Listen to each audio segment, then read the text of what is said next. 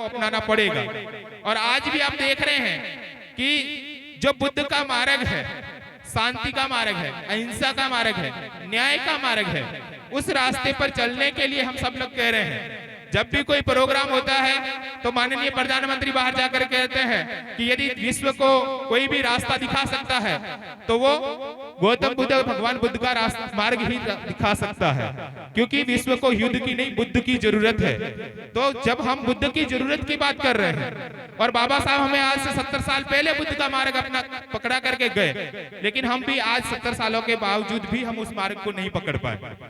और बाबा साहब ने हमारे लिए क्या कहा था और हमें क्या करना था, उस चीज को हम अपना नहीं पाए। हमने ज्ञान के स्तर पर बहुत सारी चीजें सीख ली, केवल हमारे दिमाग में वो चीजें हैं, हमारे व्यवहार में नहीं है। आप बहुत बड़े ज्ञाता हो सकते हैं, आप बहुत बड़े विद्वान हो सकते हैं, आप बहुत बड़े लेखक हो सकते हैं, आप विचारधारा के बहुत बड़े जानकार हो सकते हैं, लेकिन इसका मतलब ये नहीं है कि आप अम्बेडकरवादी हैं। विचारधारा को जब तक आपके व्यवहार में नहीं है, आप उसका पालन नहीं करते, अपने दैनिक जीवन में उसका उपयोग नहीं करते, तब तक विचारधारा है वो कभी भी फली फूलित नहीं होती है। और सबसे बड़ी बात बाबा साहब तो ये कहते हैं कि विचारधाराएं भी खत्म होती है। क्यों? क्योंकि यदि उसके फॉलोवर नहीं हो, उसको मानने वाले लोग नहीं हो। तो हमें बाबा साहब ने जो रास्ता बताया उस रास्ते को अंगीकार करना पड़ेगा। और जो भी समाज के अंदर जितनी सारी कुरीतियां हैं, रीति रिवाज है, परंपराएं हैं, जो समाज के को नुकसान की तरफ ले जाती है, व्यक्ति को गर्द की तरफ ले जाती है, नुकसान करती है, उन सबको छोड़ना पड़ेगा, तब जाकर के कल्याण होगा। क्यों? क्योंकि यदि आप एक अच्छे डॉक्टर के पास जाएं, आपको कोई बीमारी है और डॉक्टर को बताएं कि साहब मुझे ये बीमारी है, और वो कितना भी अच्छा डॉक्टर क्यों ना हो, और वो आपको जो इलाज बताता है, जो आपको परहेज बताता है, और वो परहेज और वो इलाज आप नहीं करें, तो शायद कितना भी अच्छा जानकार क्यों ना हो, डॉक्टर कितना भी अच्छा क्यों ना हो, उस बीमारी का हल है वो नहीं हो सकता है। बाबा साहब अच्छे डॉक्टर हो सकते हैं, समाज के बीमारियों की जानकारी अच्छी रख सकते हैं। उन्होंने जो आपको रास्ता दिखाया है, उस रास्ते को, उस परहेज को आप जब तक फॉलो नहीं करेंगे, जब तक अपने व्यवहार में नहीं लाएंगे, तब तक आपका कल्याण है वो नहीं होने वाला है।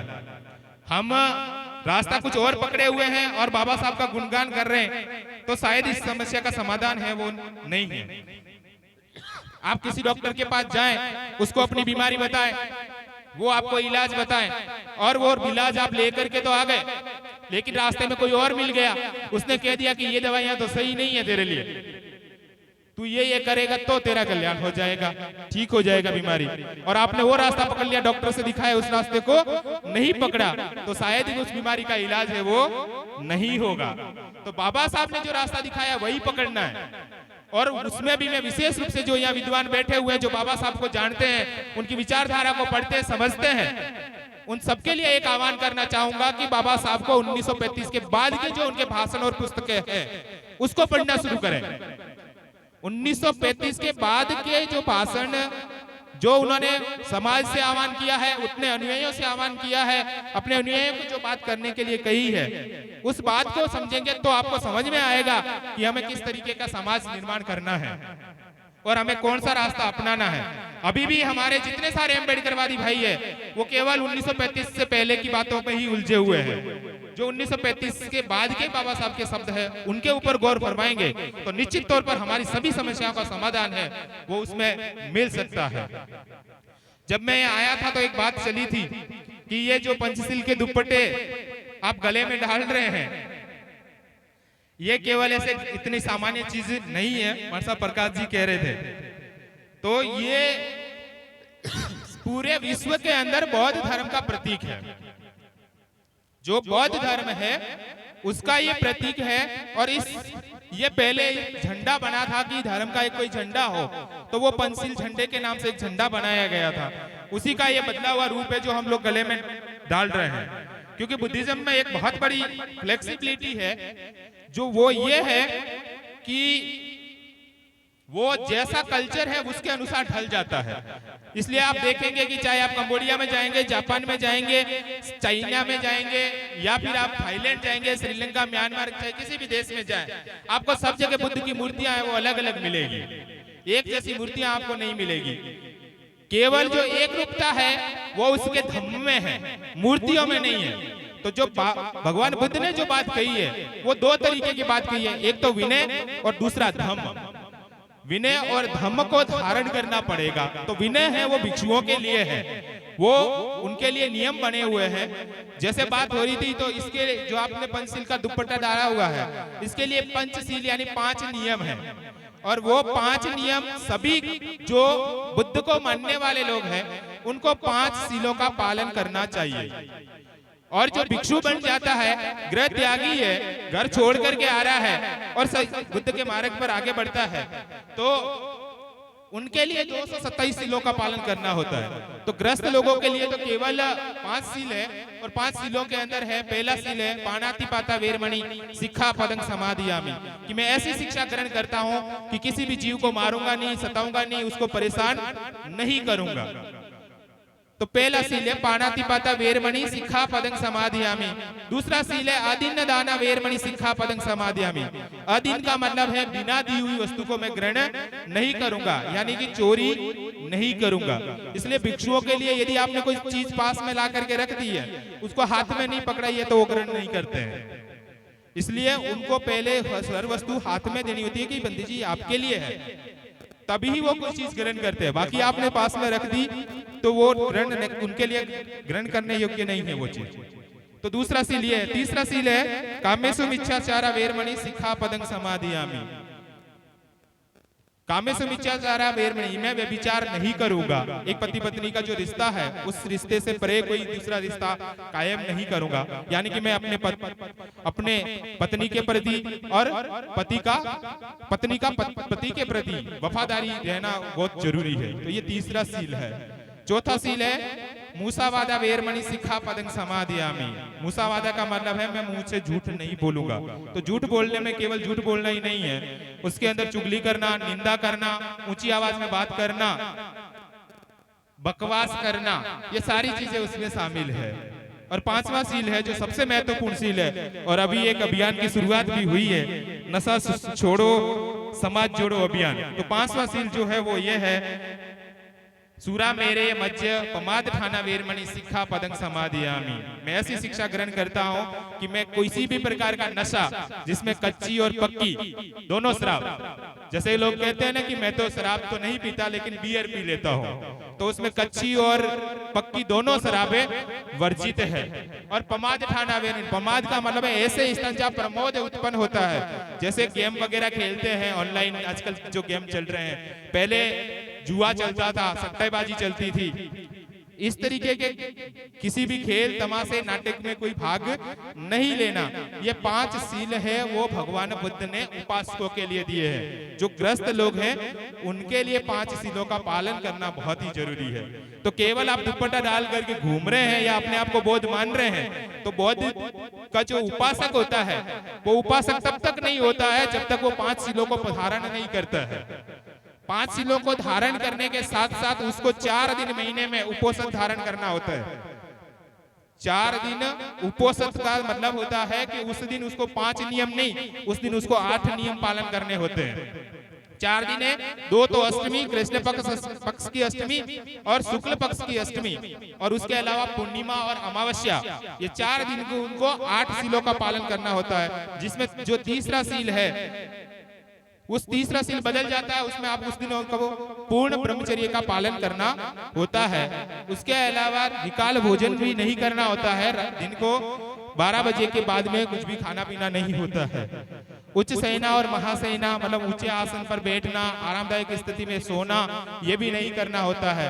और किसी भी तरीके का श्रृंगार, माला, गंध, विलेपन, धारण, ये कोई भी किसी भी प्रकार का श्रृंगार है वो नहीं करना होता है।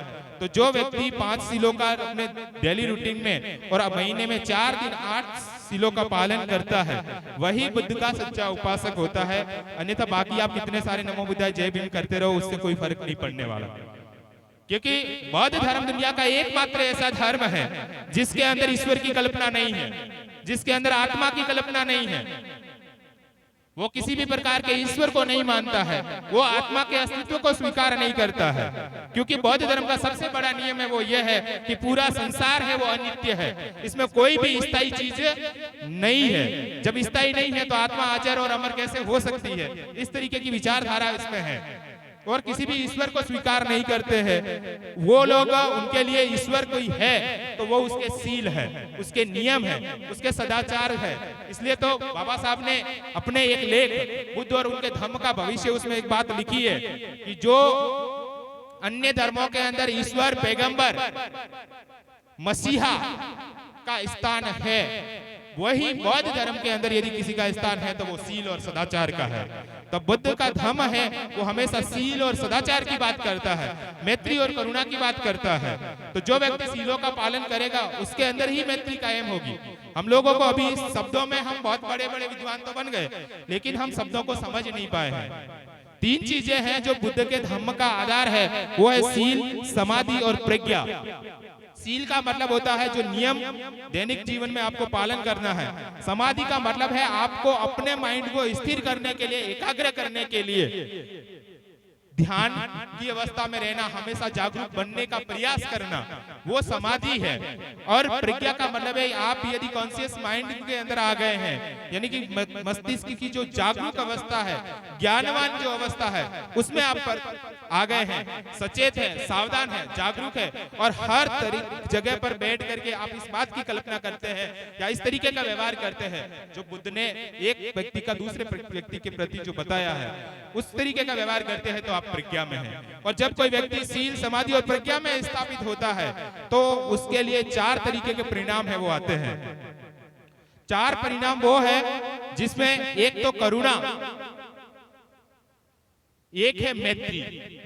करुणा का मतलब है कि प्रत्येक मानव मात्र के प्रति करुणा का भाव रखना। करुणा और दया में बहुत बड़ा अंतर है। दया का मतलब है आप किसी दुखी प्राणी को देख करके या परेशान प्राणी को देख करके परेशान होते हैं तो वो तो है दया। लेकिन करुणा के अंदर यदि कोई व्यक्ति परेशान है, दुखी है, उसके दुख को दूर करने का आप प्रयास करते हैं, उसका सहयोग करते हैं, तो वो है करुणा।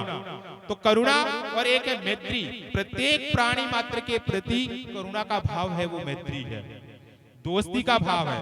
इसलिए तो बुद्ध कहते हैं कि सामने अपना दुश्मन ही क्यों ना हो, उस समय युद्ध नहीं करना है, आपको उससे दोस्ती करनी है। तो जो दोस्ती का भाव है, मैत्री का भाव है, वही समाज को संगठित कर सकता है।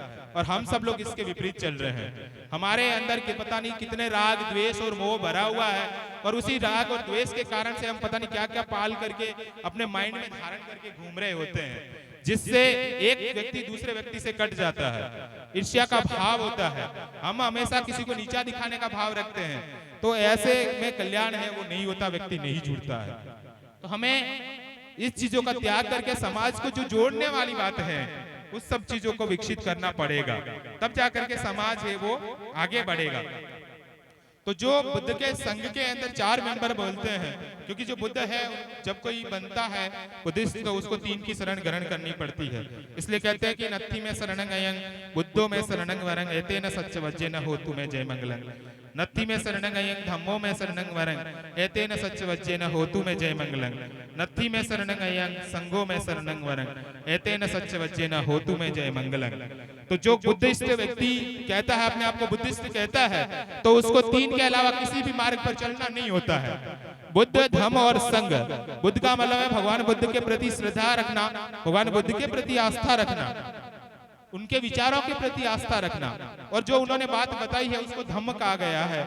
और जो उनको मानने, धम्म को मानने वाले लोग हैं, जो बुद्ध के प्रति श्रद्धा का भाव रखते हैं, आस्था रखते हैं, उनसे जो लोग मिलकर के बनता है वो संघ बनता है। और संघ के अंदर 4 लोग होते हैं, उपासक संघ, उपासिका संघ, भिक्षु संघ और भिक्षुणी संघ। ये 4 संघ होते हैं। तो ये जब चारों संघ एक ही राह पर चले तब जाकर के समाज का कल्याण होता है। तो हम केवल कोरी कल्पनाओं में नहीं जिए, केवल ज्ञान आधारित पर नहीं रहे, उसको व्यवहार में लाने का प्रयास करें, तब जाकर के हम अपना कल्याण है वो कर सकते हैं। अन्यथा कोई कल्याण का मार्ग दूसरा नहीं है, क्योंकि बुद्ध ने तो यही कहा है कि अत ही अतनो नाथो अत ही अतनो गति। व्यक्ति स्वयं ही स्वयं का स्वामी है, उसका कोई और स्वामी नहीं है। उसको कोई और कंट्रोल नहीं करता है, व्यक्ति खुद ही अपने आप को कंट्रोल करता है। और उसी बात को हम कहते हैं अत्त दीपो भव, अपना दीपक स्वयं बनो। यानी अपने लिए खुद ही है, मैं खुद ही हूँ, जो मुझे यदि कल्याण करना है तो मुझे ही प्रयास करना पड़ेगा। कोई और शक्ति आकर के आपको कल्याण के मार्ग पर नहीं ले जाएगी।